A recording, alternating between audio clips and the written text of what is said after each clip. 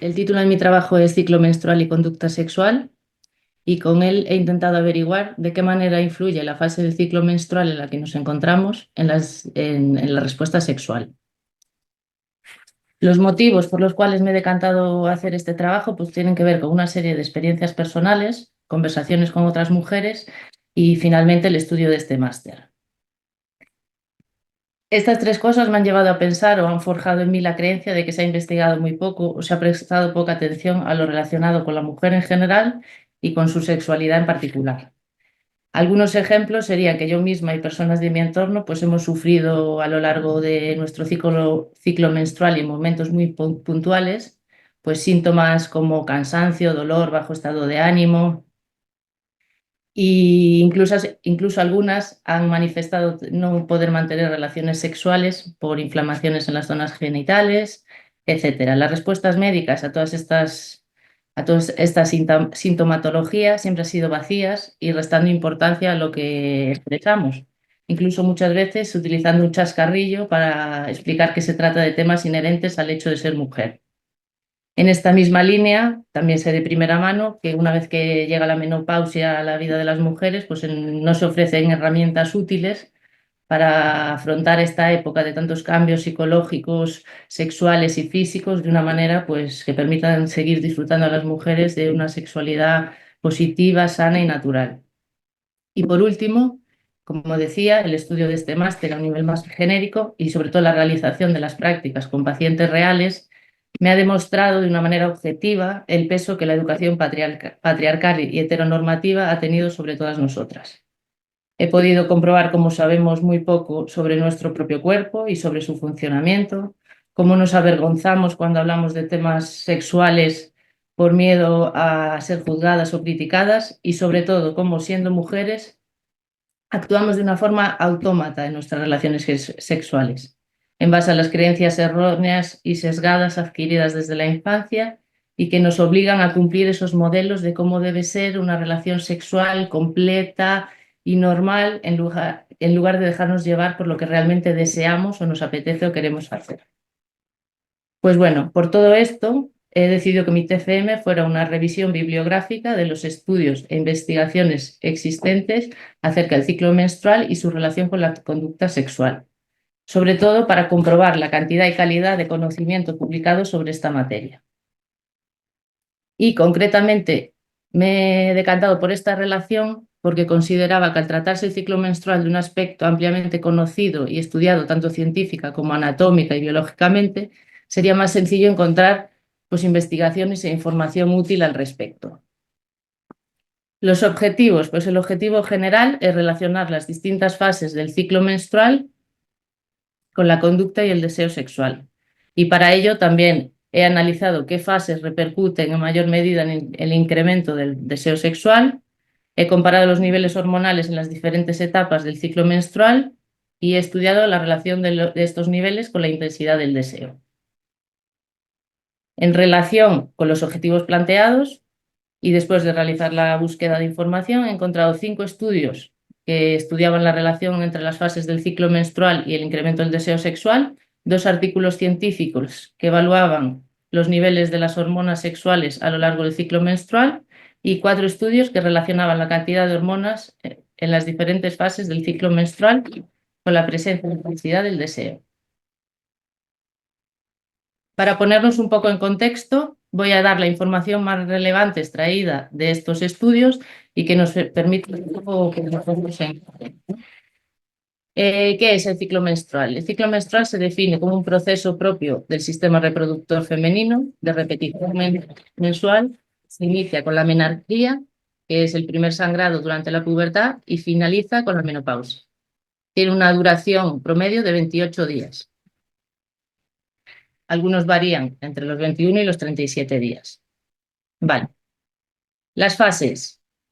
Un ciclo menstrual regular tiene una duración entre 21 y 25 días, como decíamos, y se divide en 2 fases, la folicular y la lútea. Sin embargo, utilizar solo 2 fases no distingue suficientemente los entornos hormonales que ocurren a lo largo de las fases. Entonces, se utilizan típicamente 5 fases: la folicular temprana y tardía, la ovulatoria y la lútea. temprana, media y tardía. Las fluctuaciones de las hormonas sexuales femeninas como estrógeno, progesterona, hormona folículo estimulante y hormona luteizante caracterizan estas subfases. Y lo más importante de las dos últimas cosas que acabo de explicar es cómo se relacionan las fases con las hormonas. Pues bueno, en la fase folicular temprana se produce la menstruación y durante la menstruación hay concentraciones bajas y regulares de hormonas sexuales. Esta fase folicular continúa hasta que se produce la ovulación. A lo largo de la folicular tardía se incrementan las concentraciones de estrógeno, lo que produce o favorece que los folículos ováricos maduren. Este aumento de estrógeno, a su vez, incrementa la hormona luteizante y provoca la liberación del óvulo, esto es, la ovulación. Después de la ovulación se produce la fase lútea temprana. En esta fase se transforma el folículo roto en cuerpo lúteo y se produce progesterona. La fase lútea media tiene picos de concentración de estrógeno y progesterona y prepara el endometrio para la implantación del óvulo fecundado. En su caso terminaría el ciclo. De no ocurrir la fecundación, se pasa a la fase lútea tardía, en la cual se produce la degradación del cuerpo lúteo y da como consecuencia la disminución del estrógeno y la progesterona. Vale. Teniendo claros estos conceptos, voy a explicar brevemente algunos de los estudios que han servido como base a este TCM. Pues el primero de los estudios es de Van Steen y colaboradores. Estos autores hicieron un estudio longitudinal intrasujeto para examinar los cambios ovulatorios en la sexualidad humana. Para ello utilizaron una muestra de 78 mujeres y utilizaron cuestionarios. Los resultados que encontraron es que hay mayor deseo sexual y mejor imagen corporal durante la ventana fértil.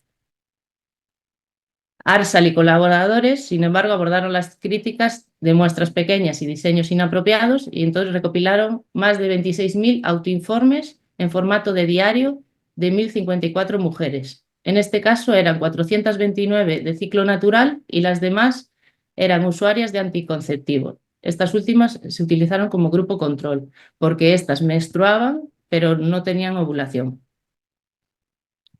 Estos autores encontraron una evidencia sólida que respalda los aumentos ovulatorios en el deseo sexual y la deseabilidad autopercibida.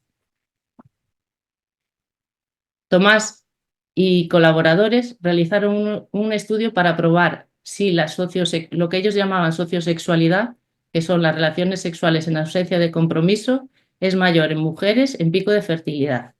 Para ello utilizaron una muestra de 773 mujeres con un ciclo menstrual sano. Contrariamente a lo esperado por los investigadores, en el pico de fertilidad no mostraron mayor interés por el sexo sin compromiso. Los siguientes dos estudios tienen que ver más con los niveles hormonales en las diferentes etapas del ciclo menstrual.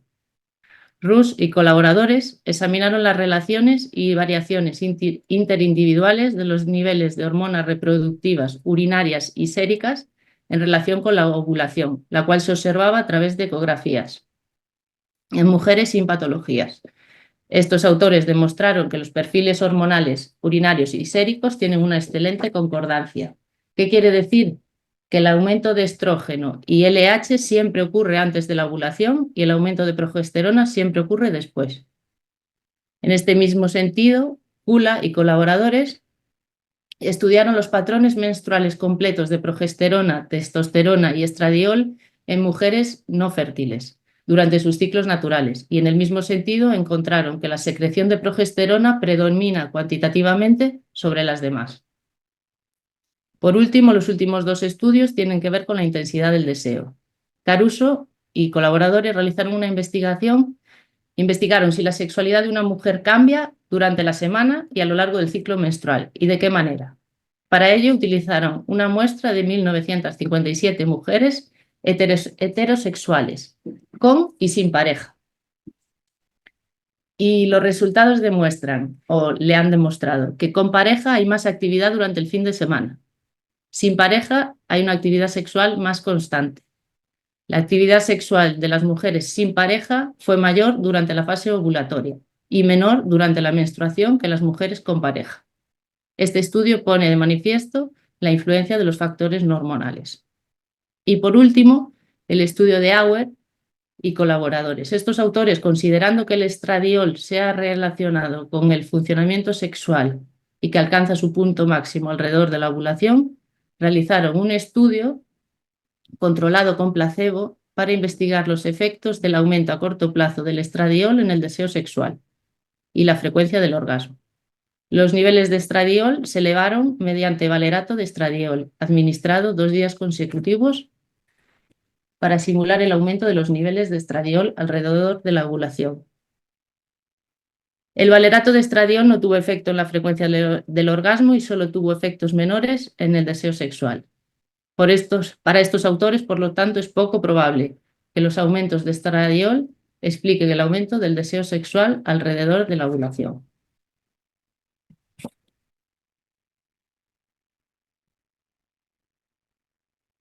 Perdón.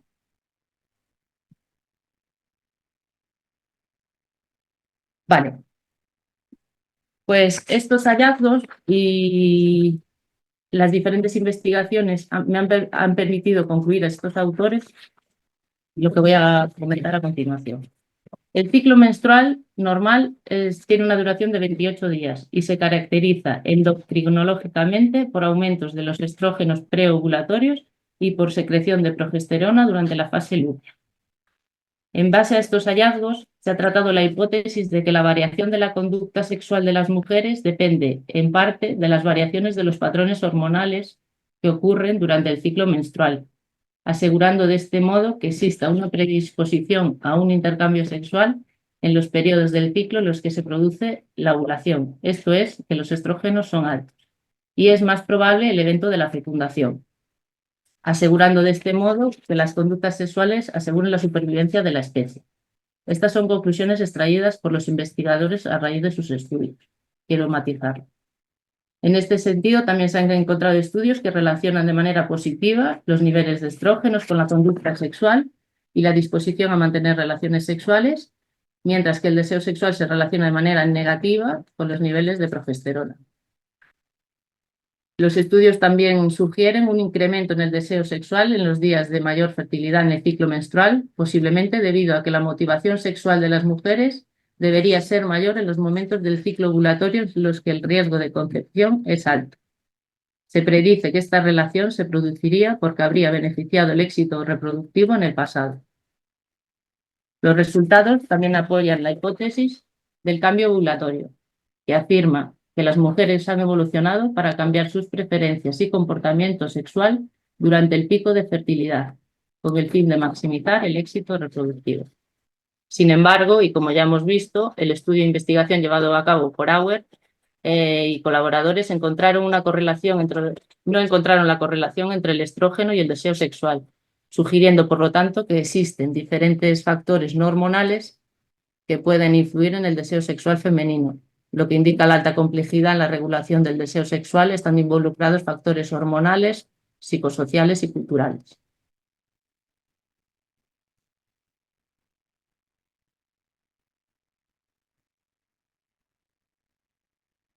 Pues bueno, por último, quería terminar esta exposición con una serie de reflexiones personales que me han surgido a raíz de este trabajo.